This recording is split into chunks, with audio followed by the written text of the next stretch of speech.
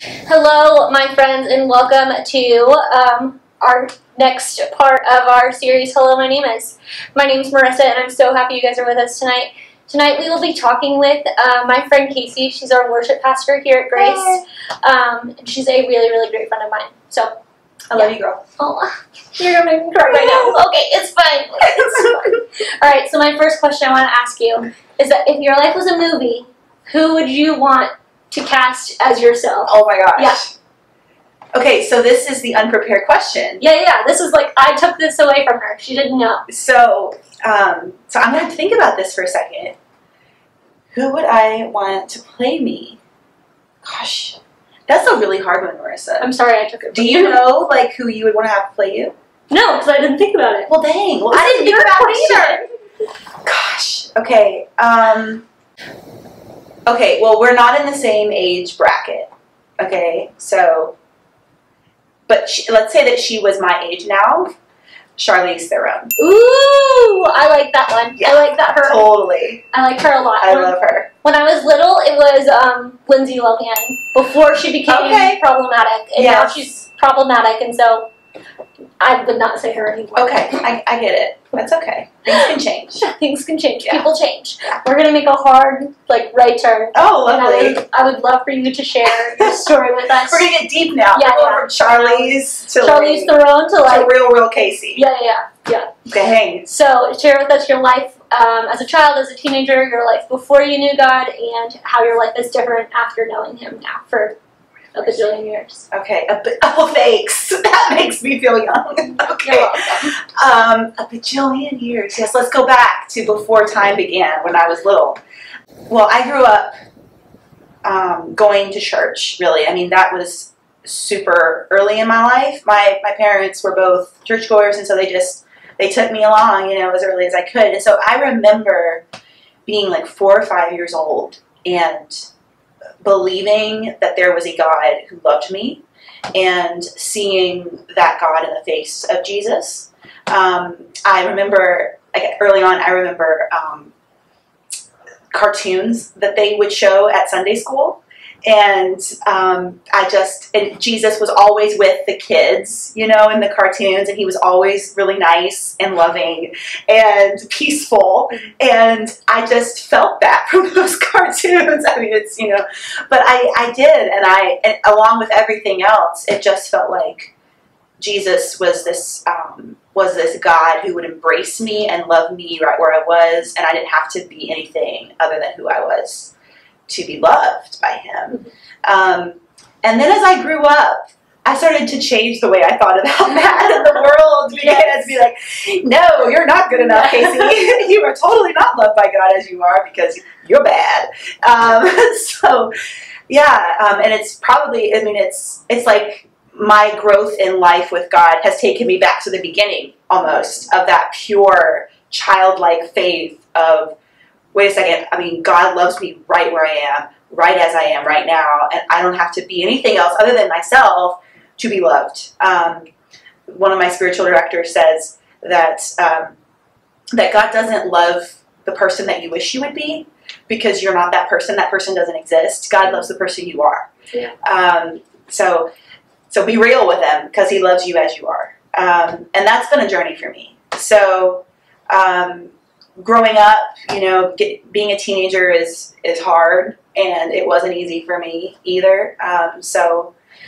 Middle school and high school were difficult. I often felt alone. I'm an only child, and I often just felt like on the outside of groups and like misunderstood, or like I couldn't really share my full self and be accepted as I was by other people, especially my peers. And so that was really hard. That was just this huge source of pain for me in my middle school and high school years. But God was the one who I would go to. So as an only child, and I'm with my parents who were pretty good parents. They loved me a lot.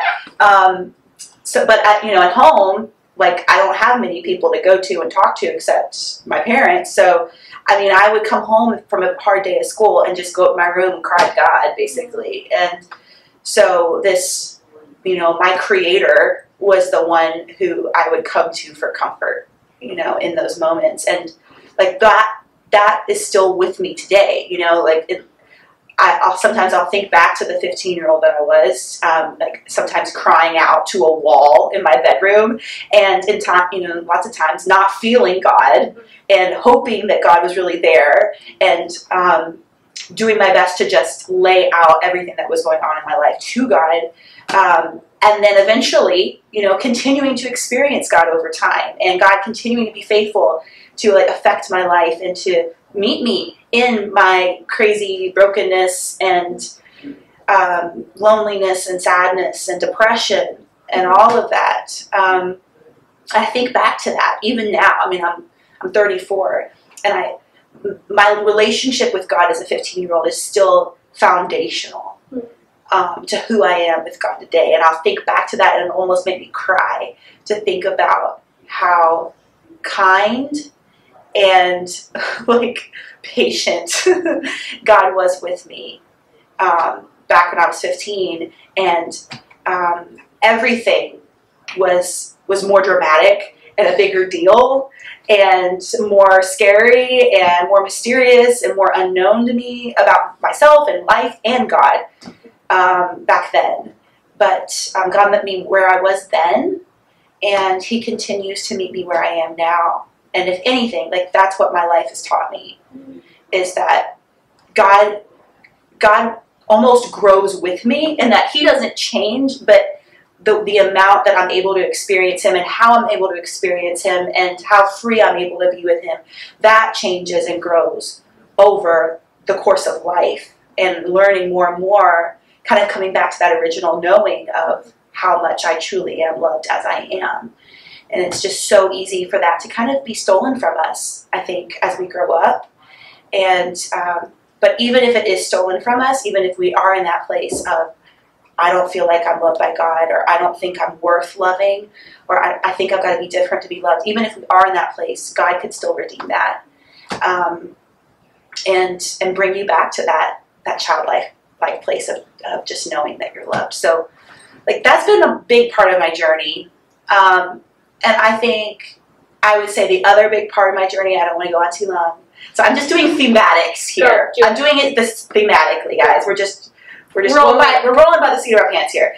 I would say the other big part of my life that might be interesting to, you know, young high school people who are trying to think about life is this big deal with figuring out, what am I called to do in life? What is my calling?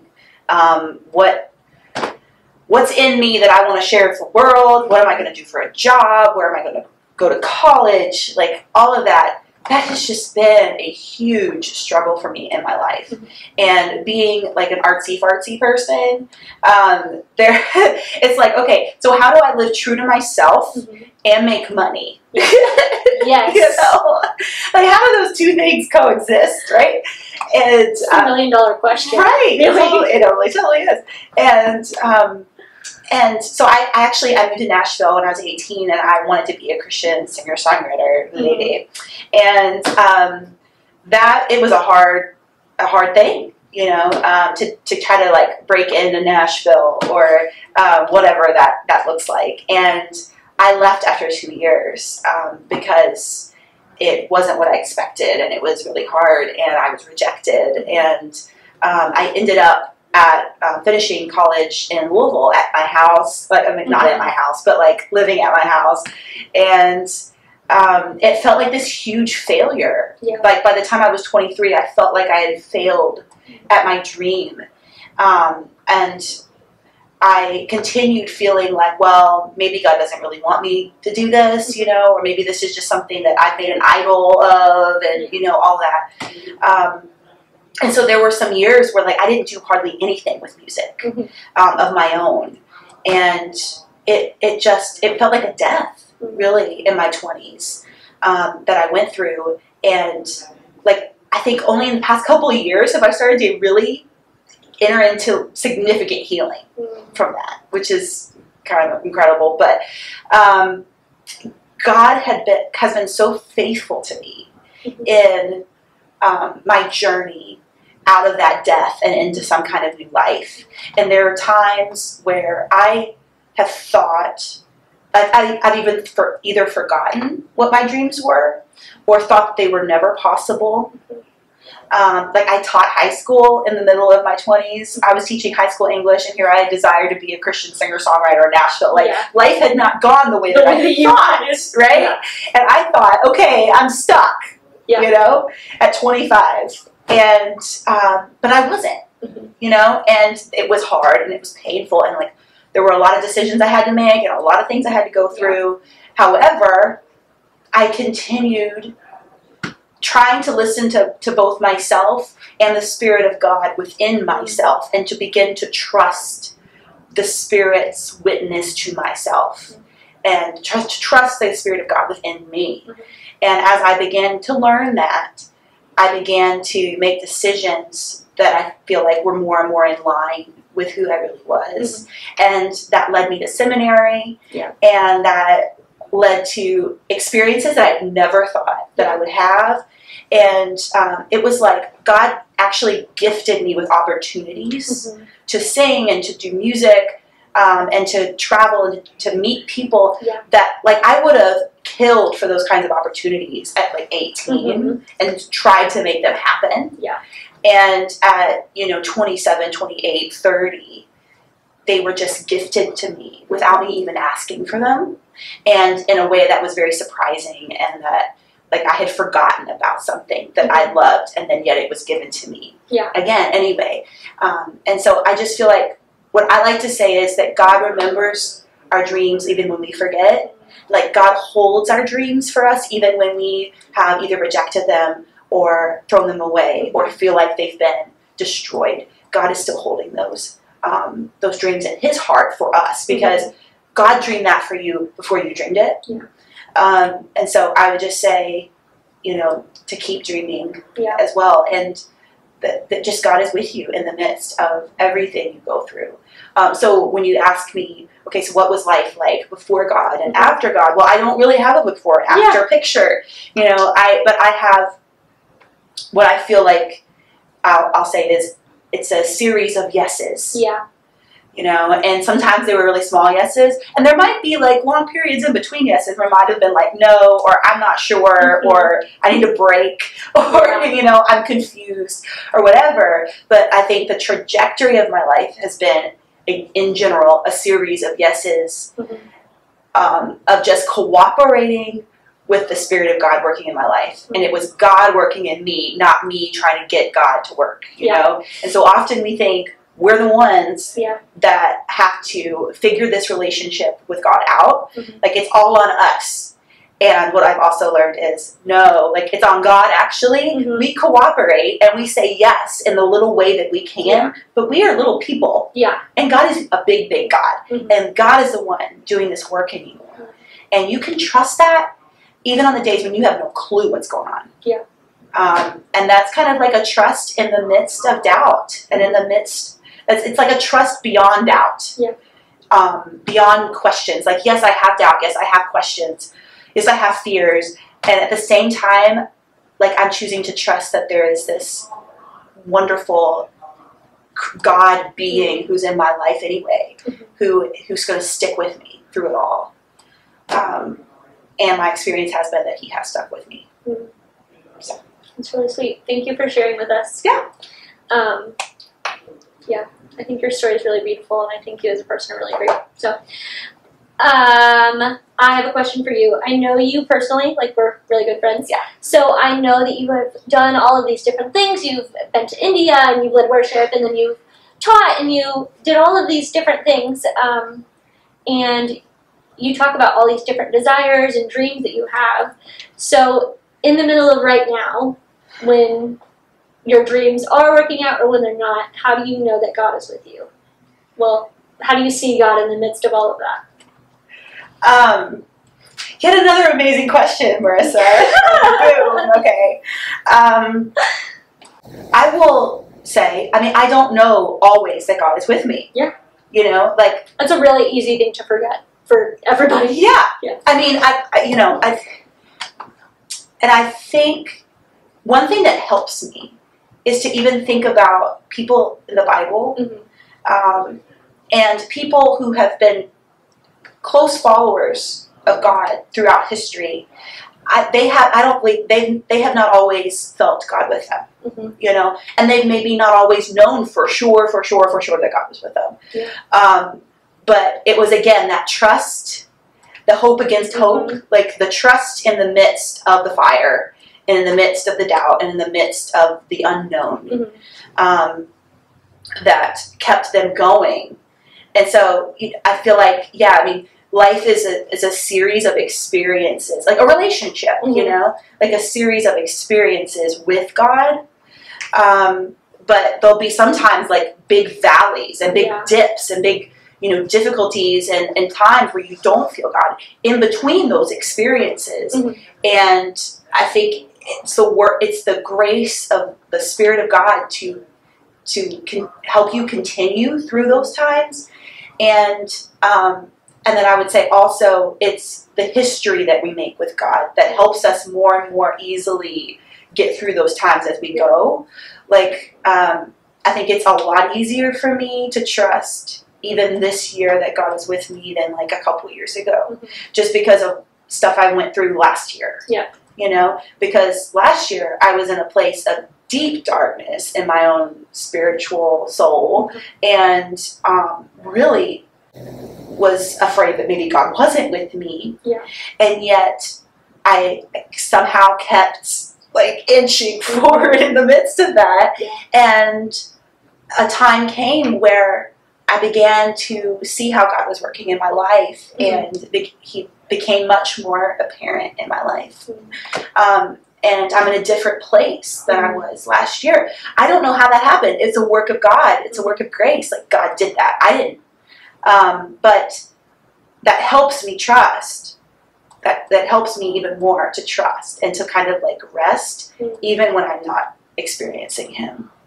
So, but the question is, how am I experiencing Him now, if I am?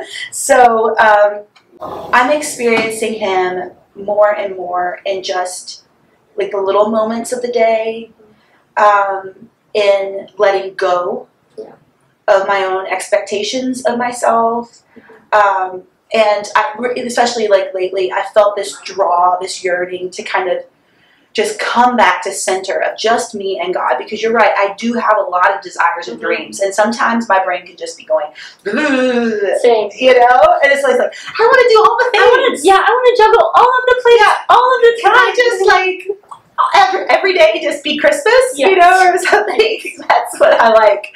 I just like to have a lot of things going on, you know, and I have a lot of dreams in the bucket that I'm kind of working with, but I found even in the past, you know, month or so, that even when some dreams come true, you know, and there are things that you're working on that are coming true that you've hoped for, that there's an emptiness to it. Yeah. Without that connectedness with God in the center, and so I've just been yearning for that, and I've been asking God, how do I get back there? Like, and He's in a process with me, actually. So, I'll share it. My dad has dementia, and we just put him in a memory care facility like a couple months ago. And so my mom and I grieved a lot, like a month ago when we did that. And then I came back here, and I had not really cried about it since I'd come back, which has been like a month and a half. And I thought, you know, well, I'd kind of have done my crying, at least for a while, you know, because sometimes I feel like you can only cry so much, you know, but then I was listening. I think partly experiencing God in your life is just kind of listening for where maybe God is moving. Like, what's the little whispers? Like, what might be going on? And just kind of just going with it and see what maybe happen and how you might hear God through it. So last week, I was in this conversation online listening to some people talk about lament and grief, and how people are lamenting, needing to lament and grieve right now with everything that's going on in our world. And I asked myself, what is my, like, I don't have a consistent spiritual practice of lament in my life, where I give myself permission for like 20 minutes even to just sit in whatever grief is going on in my life right now, in whatever way that looks like, to cry or to just talk to God about it, or to journal about it, or to just reflect on, well, what am I grieving about right now? You know, to give myself space for that. I don't have a spiritual practice of that that's like ongoing. And I thought, you know, I need that. And so I allowed myself on Saturday, just this Saturday, to really grieve my dad again. And I listened to some old voicemails from like 4 years ago of him when he was a lot better. And he blessed me.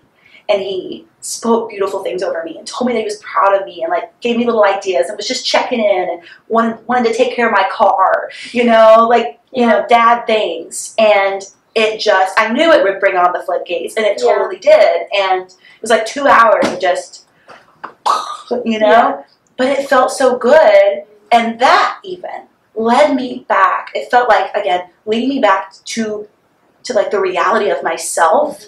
And in getting in connection with that, I felt like reconnected with God. So it's just interesting. I mean, and so I was like, oh God, okay, God, so you're working through, you're using my grief to connect me back to you in that center place that I'm wanting to go back to. So, I mean, God just uses everything. And it's just kind of like following the breadcrumbs. Yeah, that was a really awesome way of saying that. So. All right, last question. You ready? Deep breath. All right, so what would you say is a verse that's really speaking to you, that you're learning a lot from recently, that you would like to share with us? Okay. Well, so you asked me this, and I decided to just like share with you one of my favorite verses. Go for it. So this is John 17, like verses 20 through 24. Okay. He says, this is Jesus. Got it. He's praying to the Didn't Father. know who he was. This is the dude Jesus, and he's praying to the Father, and this is like his last prayer before getting arrested and everything, so it's kind of a big deal. And he's praying for his disciples, and then he says this: "My prayer is not for them alone. I pray also for those who will believe in me through their message." That's us.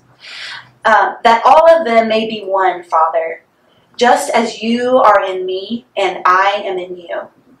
May they also be in us, so that the world may believe that you have sent me.